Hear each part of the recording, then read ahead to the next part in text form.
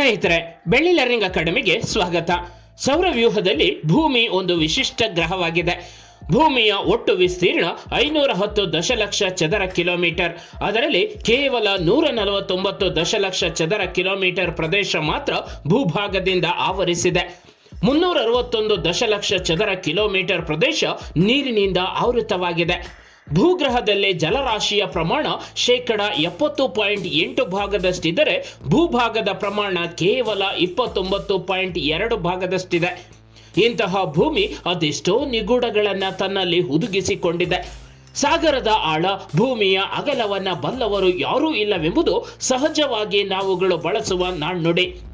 ಭೂಮಿಯ ಮೇಲಿರುವ ಅದೆಷ್ಟೋ ರಹಸ್ಯಗಳು ಇನ್ನೂ ಮನುಷ್ಯನ ಕೈಗೆ ನಿಲುಕದೆ ತಮ್ಮ ಕುತೂಹಲವನ್ನ ಹಾಗೆ ಉಳಿಸಿಕೊಂಡಿವೆ. ಉದಾಹರಣೆಗೆ, ನಮ್ಮ ಸಮೀಪದಲ್ಲೇ ಇರುವ ಕೈಲಾಸ ಪರ್ವತ. ಇದು 6638 ಮೀಟರ್ಗಳಷ್ಟು ಎತ್ತರವಿದೆ. ಆದರೆ ಅದನ್ನು ಹತ್ತುವುದಕ್ಕೆ ಇನ್ನೂ ಸಾಧ್ಯವಾಗಿಲ್ಲ.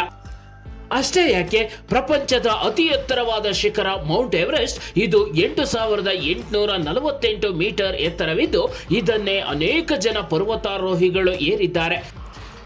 ಆದರೆ ಅದಕ್ಕಿಂತ ಕಡಿಮೆ ಎತ್ತರವಿರುವ ಕೈಲಾಸ ಪರ್ವತವನ್ನ ಏರಲು ಅನೇಕ ಪರ್ವತಾರೋಹಿಗಳು ಪ್ರಯತ್ನಿಸಿದರೂ ಸಾಧ್ಯವಾಗದಿರುವುದು ನಿಗೂಢವಾಗಿಯೇ ಉಳಿದಿದೆ. ಇನ್ನು ಬ್ಲಾಕ್ ಟ್ರಯಾಂಗಲ್ ಭೂಮಂಡಲದ ಅತಿ ನಿಗೂಢ ಸ್ಥಳವಾಗಿಯೇ ಉಳಿದುಕೊಂಡಿದೆ.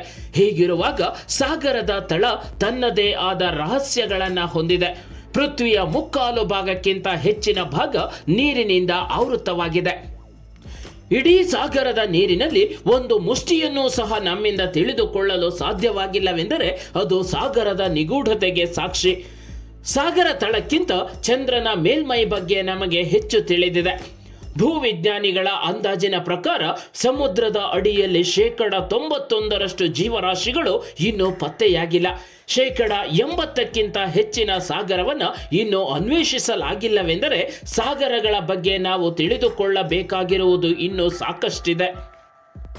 ಮಿತ್ರರೇ, ನಾವು ಮಂಗಳನ ಬಗ್ಗೆ ತಿಳಿದುಕೊಂಡಿರುವಷ್ಟು ಪ್ರಮಾಣದ ಮಾಹಿತಿಯನ್ನು ನಮ್ಮದೇ ಪೃಥ್ವಿಯ ಮೇಲಿರುವ ಸಾಗರಗಳ ಬಗ್ಗೆ ತಿಳಿದುಕೊಂಡಿಲ್ಲ. ಪ್ರಪಂಚದ ಅತಿದೊಡ್ಡ ಸಾಗರವೆಂದರೆ ಅದು ಪೆಸಿಫಿಕ್ ಮಹಾಸಾಗರ. ಪೃಥ್ವಿಯ ಮೇಲಿರುವ 7 ಭೂಖಂಡಗಳ ಒಟ್ಟು ವಿಸ್ತೀರ್ಣ 149 ದಶಲಕ್ಷ ಚದರ ಕಿಲೋಮೀಟರ್. ಆದರೆ ಕೇವಲ ಪೆಸಿಫಿಕ್ ಮಹಾಸಾಗರ ಒಂದೇ 7 ಭೂಖಂಡಗಳಿಗಿಂತಲೂ ದೊಡ್ಡದಾಗಿದೆ. ಇದರ ವಿಸ್ತೀರ್ಣ ಸುಮಾರು 155 ದಶಲಕ್ಷ ಚದರ ಕಿಲೋಮೀಟರ್. ಭೂಮಿಯ ಮೇಲ್ಮೈನ 30%ಕ್ಕಿಂತ ಹೆಚ್ಚಿನ ಭಾಗವನ್ನ ಇದೊಂದೇ ಸಾಗರ ಆವರಿಸಿದೆ.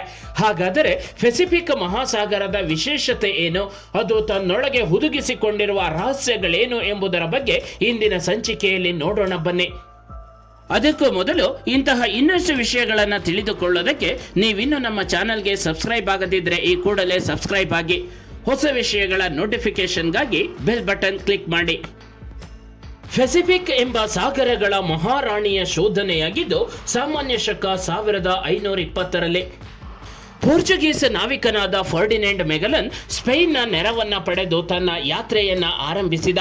ಸುಮಾರು 270 ಜನರನ್ನೊಳಗೊಂಡ ನೌಕಾಪಡೆ 1519ರಲ್ಲಿ ತನ್ನ ಕಾರ್ಯಾಚರಣೆ ಆರಂಭಿಸಿತು. ಮೆಗಲನ್ ನೇತೃತ್ವದ ತಂಡ ಪಶ್ಚಿಮಾಭಿಮುಖವಾಗಿ ಯಾತ್ರೆ ಆರಂಭಿಸಿತು.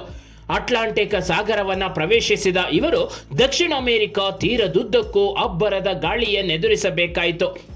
ಭೋರ್ಗರೆವ ಸಮುದ್ರದ ದೈತ್ಯ ಅಲೆಗಳ ನಡುವೆ ಜೀವವನ್ನ ಬಿಗಿಯಾಗಿ ಹಿಡಿದುಕೊಂಡು ಪ್ರಯಾಣಿಸಿದರು. ದಕ್ಷಿಣ ಅಮೆರಿಕದ ತುತ್ತ ತುದಿಯನ್ನ ತಲುಪಿದರು. ಅದನ್ನು ಮೆಗಲನ್ ಜಲಸಂಧಿ ಎಂದೇ ಕರೆಯಲಾಯಿತು. ಮೆಗಲನ್ ಜಲಸಂಧಿಯನ್ನ ದಾಟಿದ ನಂತರ ಅಟ್ಲಾಂಟಿಕ್ನ ಅಬ್ಬರ ಮಾಯವಾಯಿತು. ಸಮುದ್ರ ಏಕಾಏಕಿ ಶಾಂತವಾಯಿತು. ಇದುವರೆಗೂ ಅಟ್ಲಾಂಟಿಕ್ನ ಅಬ್ಬರವನ್ನ ನೋಡಿದ್ದ ಮೆಗಲನ್ ಆಶ್ಚರ್ಯಚಕಿತನಾದ. ಸಾಗರದ ಪ್ರಶಾಂತತೆಯನ್ನ ಗಮನಿಸಿದ ಫರ್ಡಿನೆಂಡ್ ಮೆಗಲನ್ ಇದನ್ನ ಪೋರ್ಚುಗೀಸ್ ಭಾಷೆಯಲ್ಲಿ ಮಾರ್ ಪೆಸಿಫಿಕೋ ಎಂದೇ ಕರೆದ. ಅಂದರೆ ಪೀಸ್ಫುಲ್ ಸಿ ಎಂದರ್ಥ. ಇಂದಿಗೂ ನಾವು ಪೆಸಿಫಿಕ್ ಮಹಾಸಾಗರವನ್ನ ಶಾಂತ ಸಾಗರ ಎಂದೂ ಕೂಡ ಕರೆಯುತ್ತೇವೆ. ಪೆಸಿಫಿಕ್ ಅನ್ನೋ ಮಹಾಸಾಗರ ತನ್ನೊಳಗೆ ಒಂದು ಮಾಯಾ ಲೋಕವನ್ನೇ ಇರಿಸಿಕೊಂಡಿದೆ. ಭೂಮಿಯ ಮೇಲ್ಮೈಗಿಂತಲೂ ಅತ್ಯಧಿಕ ವೈವಿಧ್ಯತೆಯನ್ನು ಈ ಸಾಗರ ಹೊಂದಿದೆ. ಅತ್ಯಧಿಕ ಜೀವ ವೈವಿಧ್ಯತೆಯನ್ನ ಈ ಸಾಗರ ಒಳಗೊಂಡಿದೆ.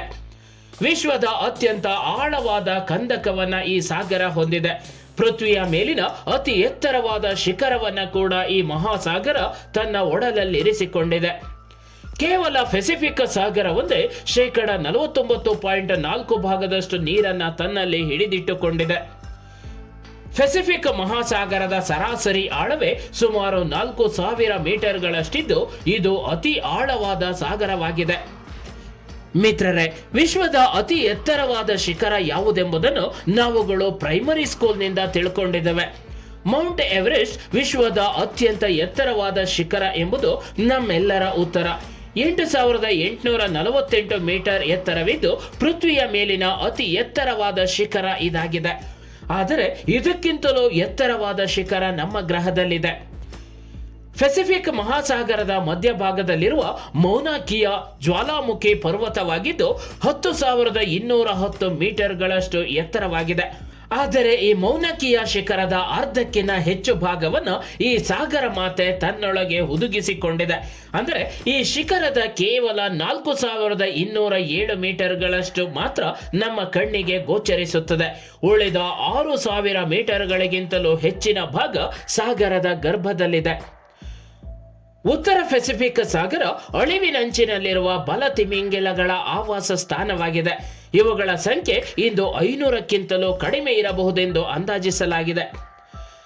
ಸಮುದ್ರದ ಅಡಿಯಲ್ಲಿ 91% ಜೀವರಾಶಿಗಳು ಇನ್ನೂ ಪತ್ತೆಯಾಗಿಲ್ಲ ಮತ್ತು 80%ಕ್ಕಿಂತ ಹೆಚ್ಚು ಸಾಗರವನ್ನು ಇಂದಿಗೂ ಅನ್ವೇಷಿಸಲಾಗಿಲ್ಲ.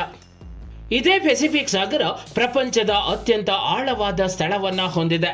ಆ ಸ್ಥಳ ಅದೆಷ್ಟು ಆಳವಾಗಿದೆ ಎಂದರೆ ನಮ್ಮಲ್ಲಿ ತಂತ್ರಜ್ಞಾನ ಎಷ್ಟೇ ಮುಂದುವರೆದಿದ್ದರೂ ಆ ಸಾಗರ ರಂಧ್ರದ ಆಳವನ್ನು ಸಂಪೂರ್ಣವಾಗಿ ಅಳೆಯಲು ಇಂದಿಗೂ ಸಾಧ್ಯವಾಗಿಲ್ಲ. ಪೃಥ್ವಿಯ ಮೇಲಿನ ಅತಿ ಆಳವಾದ ಆ ಸ್ಥಳವೇ ಪೆಸಿಫಿಕ್ ಮಹಾಸಾಗರದ ತಳದಲ್ಲಿರುವ ಚಾಲೆಂಜರ್ ಡೀಪ್. ಇದು ಪೆಸಿಫಿಕ್ನ ಮರಿಯಾನಾ ಟ್ರೆಂಚ್ನಲ್ಲಿ ಕಂಡುಬರುತ್ತದೆ.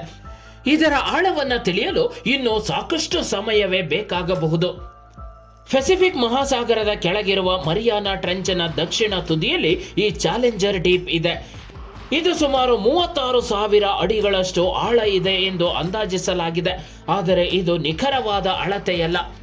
ಇದರೊಳಗೆ ಇಳಿಯಲು ಅನೇಕ ಬಾರಿ ವಿಜ್ಞಾನಿಗಳು ಪ್ರಯತ್ನಿಸಿದ್ದಾರೆ. ಆದರೆ ಇದುವರೆಗೂ ಸಂಪೂರ್ಣವಾಗಿ ಚಾಲೆಂಜರ್ ಡೀಪ್ನ ಒಳ ಹೋಗಲು ಯಾರಿಗೂ ಸಾಧ್ಯವಾಗಿಲ್ಲ.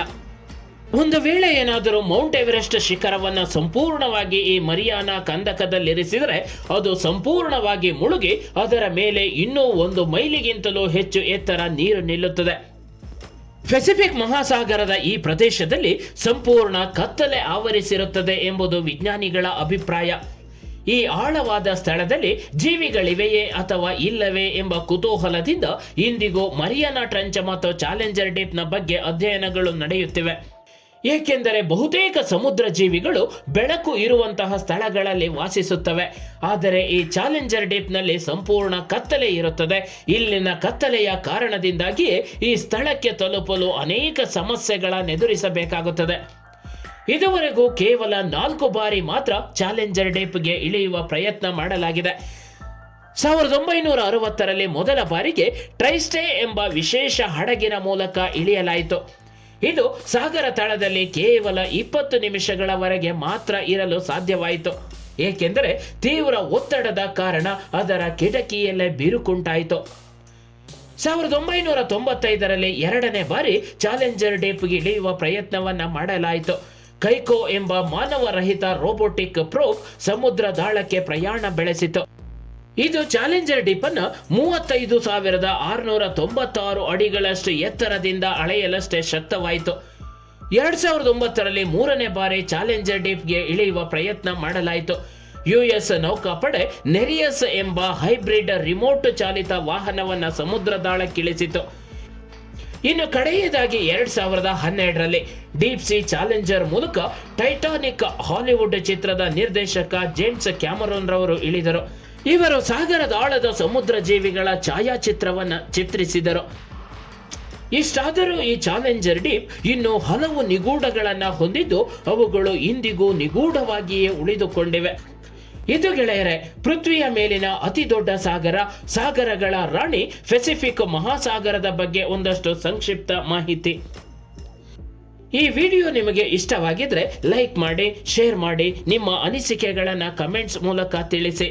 ಮುಂದಿನ ಸಂಚಿಕೆಯಲ್ಲಿ ಇಂತಹ ಇನ್ನಷ್ಟು ವಿಷಯಗಳೊಂದಿಗೆ ಭೇಟಿಯಾಗೋಣ.